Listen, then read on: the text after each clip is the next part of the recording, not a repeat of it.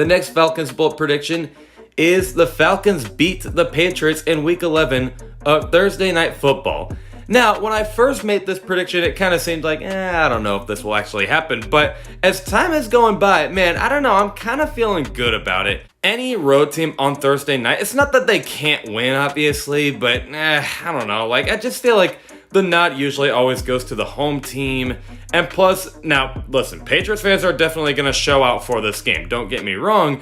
But I think it's pretty safe to say Falcons fans are obviously going to show out and make sure they do everything they can to not lose to the Patriots again. You know, as a rookie quarterback versus Matt Ryan, I think Matt Ryan will probably get the nod here. And plus, honestly, I don't know, Mac Jones doesn't have much offensive help. So that is why I think the Falcons beat the Patriots.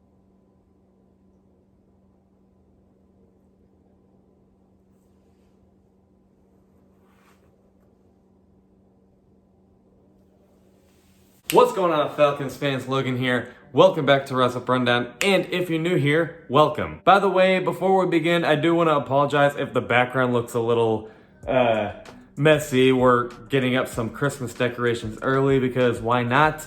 But anyway, in this video, we're going to discuss, in my opinion, the three biggest, weaknesses on this Falcons squad, and I guess my way too early thoughts on how to fix these. Because I know we are a little over halfway through the 2021 season. We're entering week 12, I think. We're entering week 12, and the Falcons are 4-6.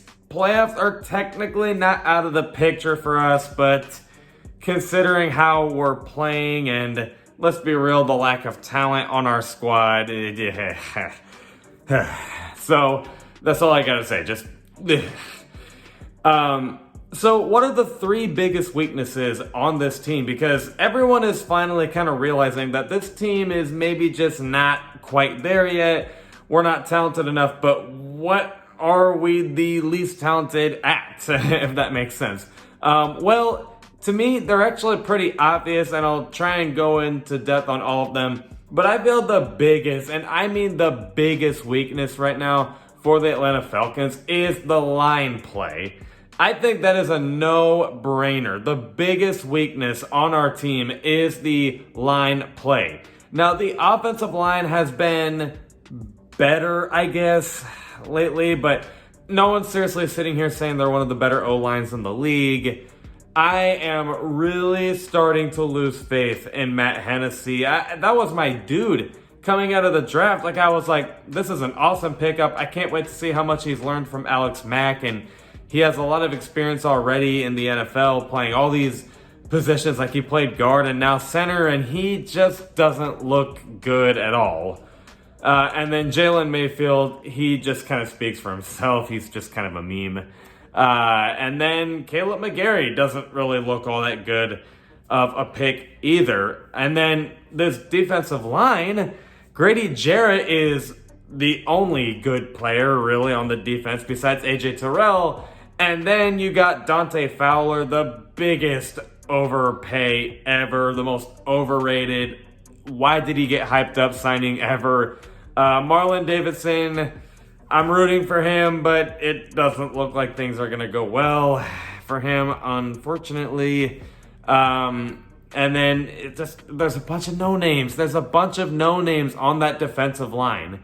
The line play is atrocious. It's like in every single game, you hear the commentators say, yeah, and this Falcons pass rush is just not very good. It's like you hear that in every single game. The pass rush is not good. The O-line is not good. This line play has got to get fixed. And very sadly, line play is maybe the slowest thing to develop in the NFL besides maybe quarterback.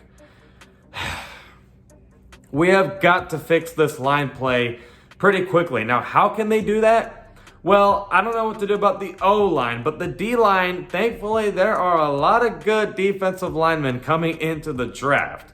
If the Falcons are smart and they actually go for a lot of defensive players really in general in the first half of the draft, but also mainly defensive line, like I don't want to say it'll get fixed, but it'll look better. Now, it's a way too early prediction. I haven't really even studied any of these players yet, but, from watching college football, I have like a good idea of who's good, I guess. But I'll look more into it. But anyway, point is, they got to fix this D-line and O-line pretty quickly, and at least just try and develop one down the road. Second thing that is a pretty glaring weakness right now is the secondary. Now, AJ Terrell is a stud, and he is most definitely going to be with us for a long time. I think I even said before the season started, I don't know about this year, but in the years to come, I can see him being in that top 5 category for corners. But he's already kind of approaching that top 10 category in year 2. So AJ Terrell is awesome. Don't get rid of him. But everyone else, like Richie Grant, he makes some good plays, but he's got some developing to do. You don't get rid of him, obviously, but you just got to develop him. And another player that you don't get rid of, but you still got to develop him, is Jalen Hawkins. He has looked awesome, finally. I was actually high on him coming out of the draft in 2020, and for a while it looked like he was a bust, and now he's kind of, I don't want to say he's breaking out, but he's, showing promise. So the safeties look okay, but we still need a little more time to develop them. And then the cornerback number 2, that is just up for grabs. We have absolutely no idea who that's going to be. It's not Isaiah Oliver. I'm sorry, but Isaiah Oliver is not corner number 2. Sorry. So the secondary, they got some learning curves to do, but it's getting there. It's getting there. And then the third biggest weakness, I know you guys were probably expecting me to say the run game because, yeah, the run game is a weakness, but I don't think that's our third biggest weakness. I think our third biggest weakness is on the coaching staff. Now, I believe in Arthur Smith. I think Arthur Smith is a very legitimate head coach. I think he's getting a good culture here in Atlanta. I think the players are getting more hyped up and excited anytime there's a good play or a touchdown or a win. Because they didn't really do that much with Dan Quinn, at least after the Super Bowl. So I think Arthur Smith is bringing in a tough-minded but yet energetic culture here. And his play calling, of course he's not going to look as good as Kyle Shanahan in year 1. It's his first year as a head coach. So give him time. He's actually looked pretty good as an offensive play caller and as a head coach. So I definitely believe in Arthur Smith.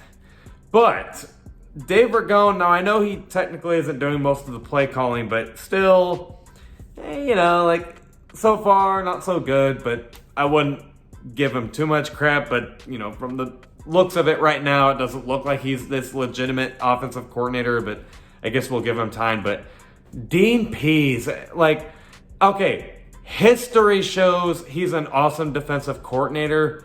This year does not. Dean Pease is a better defensive coordinator than Dan Quinn is of all time. Of all time, their whole coaching career, yes, Dean Pease will probably forever be a better defensive coordinator than Dan Quinn historically. But in 2021, no, Dan Quinn is the better defensive coordinator than Dean Pease. Now, I know, Dean Pease doesn't have a lot of talent to work with. Sure, I understand that. But I don't think anyone's seriously sitting here saying that his play calling has been great either.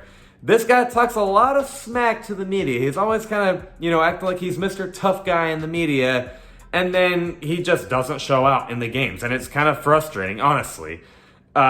Dean Pease, I guess I'd be willing to give him another year because I guess his resume does show that he can develop a good defense, so I guess I'd give him another year, but I don't know, man. I like Arthur Smith, and I think he does need a little more time to develop before we say he's a really good head coach. But I guess I would give Dave Ragone and Dean Pease at least one more year in Atlanta. Just, it's their first year here. Let's give them a little bit of slack, but I don't know. It hasn't really looked that great for them. But those are my thoughts. Let me know what you guys think in the comments below. I will see you guys with a video this Friday at 11 o'clock a.m. Eastern. Love and appreciate you all for the support, and as always, rise up.